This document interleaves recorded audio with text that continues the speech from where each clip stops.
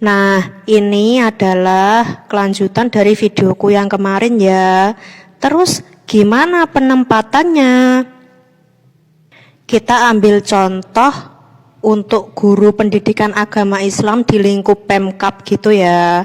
Nah, semisal aku adalah orang yang punya wewenang dalam mengadakan tes itu, aku akan membuat model memilih kecamatan. Memang sih di awal pendaftaran itu diberitahu sekolah mana saja yang buka formasi, tapi ketika pendaftaran peserta itu diberi kesempatan untuk memilih 3 kecamatan di mana dia ingin ditempatkan nantinya. Semisal dia pengen ditempatkan di salah satu sekolah yang terletak di kecamatan A, ya dia milihnya kecamatan A, terus pilihan kedua misalnya dia isi kecamatan B, pilihan ketiga dia isi kecamatan C, kan udah pas 3 kecamatan. Dan ketika mendaftar, mereka juga harus daftar sesuai dengan jalurnya masing-masing. Di awal pengumuman tadi, panitia juga harus memberi penjelasan jika ada peserta yang daftar tidak sesuai dengan jalurnya, maka akan didiskualifikasi dan dilarang untuk mengikuti tes CPNS selama 4 kali. Jadi mereka yang melanggar itu juga biar ada efek jerahnya gitu loh. Nah, setelah pendaftaran ditutup, barulah jumlah peserta yang mendaftar di 4 jalur itu dihitung secara keseluruhan.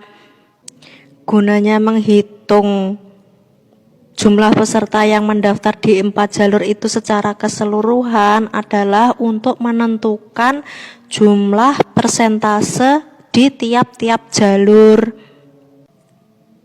Contohnya kayak gitu, nomor 1 persentasenya 10%, nomor 2 25%, nomor 3 20%, dan nomor 4 45%.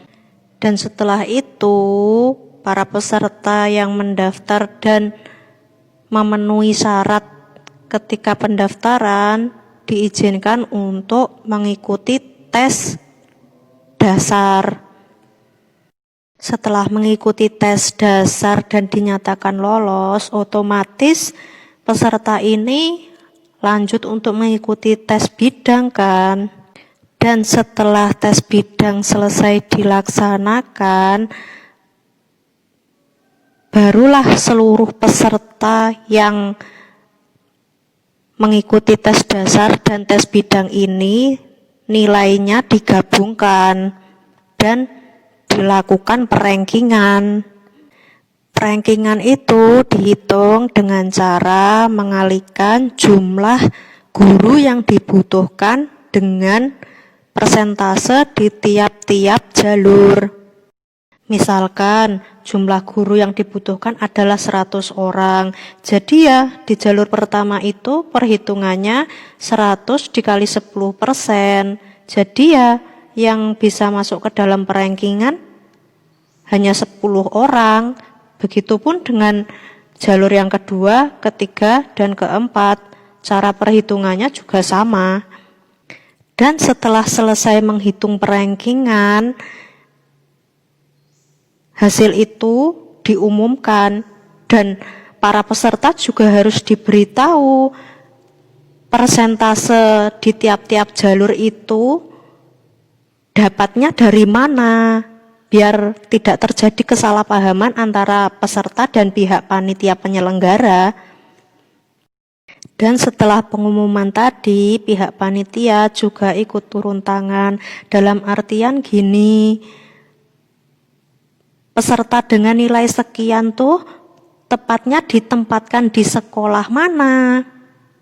Entah itu ditempatkan di salah satu sekolah di kecamatan pilihannya tadi, atau malah ditempatkan di salah satu sekolah yang berada di kecamatan yang bukan pilihannya, ya menurutku itu nggak masalah. Soalnya kan masih dalam kabupaten yang sama.